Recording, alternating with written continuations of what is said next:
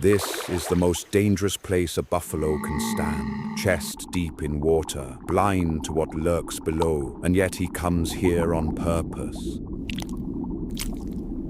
At dawn, the old bull leaves the herd and walks to the water alone. His hide is heavy with ticks, and only one thing out here can reach the places the birds cannot. Look closely at his legs and belly. Ticks cluster thickly on the thin skin, packed into every fold, feeding on his blood. The birds clean his back, but down here, near the water, they never reach. So he does the one thing that can help him. He steps into the water, deeper and deeper, until his whole lower body is submerged, and the biting insects on the surface can no longer follow. So he does the one thing that can help him. He steps into the water, deeper and deeper, until his whole lower body is submerged, and the biting insects on the surface can no longer follow. And the cleaning begins. Tiny mouths pluck the ticks from his skin, one after another. For the old bull, it is pure relief. For the fish, it is breakfast. Watch how thoroughly they work. The fish move across his legs and belly, plucking ticks from every fold of skin, pulling parasites free one by one. Down here in the water, they can reach the exact places the birds on his back never can. And the old bull stands perfectly still, letting them take everything.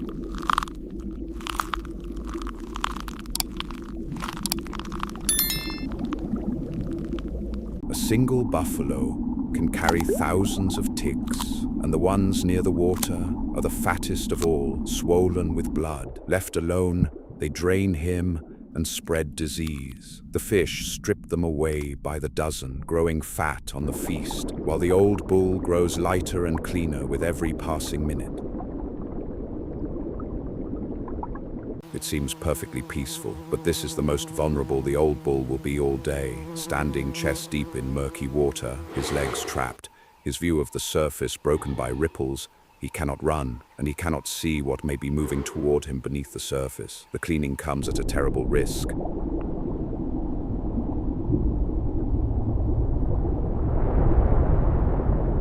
And the danger is real. Out in the deeper water, a large crocodile has been lying motionless, watching. It has seen the old bull wade in. It has felt the vibrations of the feeding fish, and now, slowly, silently, it begins to move toward the vulnerable giant. But the old bull is not entirely defenseless. The fish feel the crocodile's approach long before he does. In a single instant, the whole shimmering swarm scatters, darting away from his legs in every direction. That sudden emptiness, that vanishing of the feast, is the only warning the buffalo will get, and he has learned exactly what it means.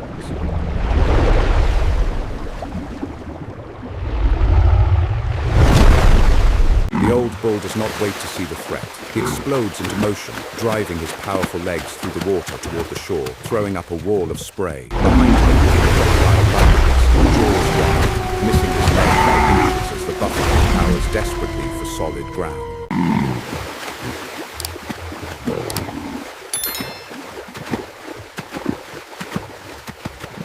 With a final surge, he heaves himself up onto the bank, hooves finding solid earth at last. The crocodile pulls up short at the water's edge. Its ambush failed, and the old bull stands on the shore, sides heaving, alive, saved by the fish that fled a heartbeat before the jaws closed.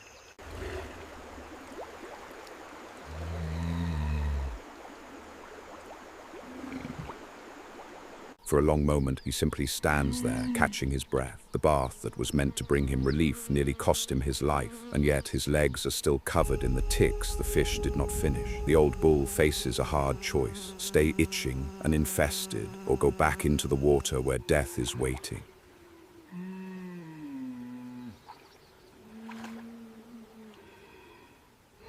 But he is wiser than he looks. This time he does not wade into the deep. He steps only into the shallows at the very edge, where the water is too low for a crocodile to hide, and stands there, legs submerged just enough for the fish to reach them. He has found a way to be cleaned and to stay alive.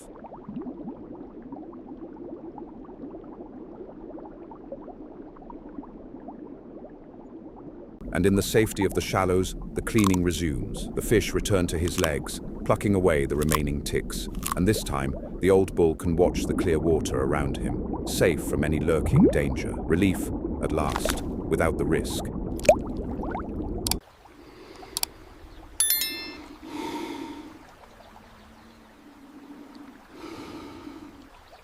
Piece by piece, they clear his legs. The stubborn ticks that clung to the folds of his skin all morning are pulled free and swallowed, each one a small crunch, each one a small mercy for the old bull. His legs, thick with parasites at dawn, slowly emerge clean in the shallow water.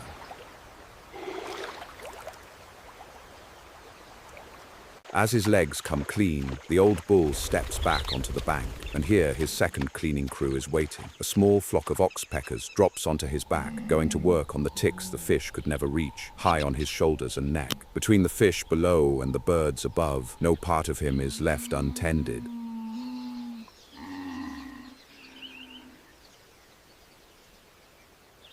It is a remarkable system, two completely different animals, a fish and a bird, that will never meet, never coordinate, and never even see one another, together clean every inch of the old bull's body. One works the water, the other works the land, and the buffalo, standing at the border between the two, benefits from both. By the time both crews are finished, the transformation is complete. The ticks that tormented him at dawn are gone. From his legs, his belly, his back and his neck. His hide, dull and infested this morning, is clean at last. For an old bull who cannot reach a single part of his own body, this daily service is nothing less than survival.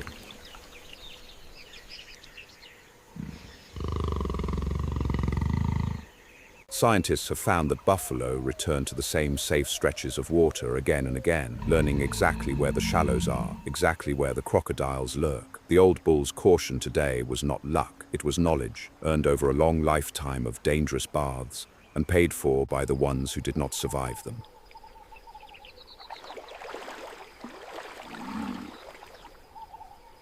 As the sun sinks low, the old bull turns away from the water at last. He is clean and he is alive, having survived the most dangerous bath in Africa one more time. The fish sink back into the deep, the birds lift toward the trees, and the buffalo walks slowly back toward the herd through the golden evening light.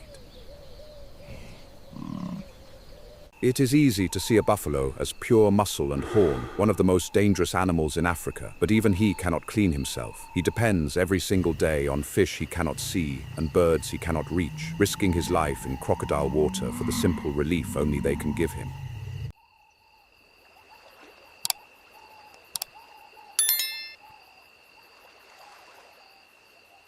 Tomorrow at dawn, the ticks will have crept back onto his legs in the night. The old bull will wake and once again make the long walk to the water.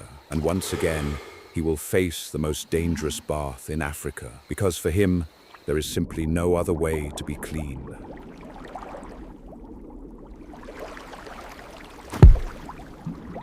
All across Africa, the same hidden deals play out at the water's edge. Hippos cleaned by fish in the rivers, crocodiles cleaned by birds on the banks, elephants and their egrets, rhinos and their oxpeckers. Everywhere the giants of this land depend on smaller partners, and everywhere they pay a price in risk to be kept alive.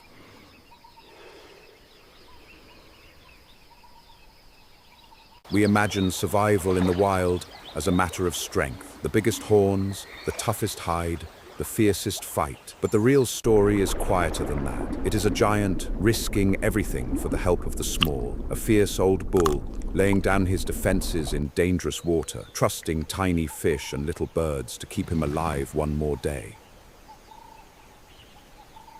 The most dangerous bath in Africa happens at this water's edge every single day, and almost no one ever sees what it costs. If a story like this makes you see these animals differently, subscribe to Nature's Cleaners, because behind every fierce giant, there is a smaller, braver partner, and we are only just beginning to uncover them.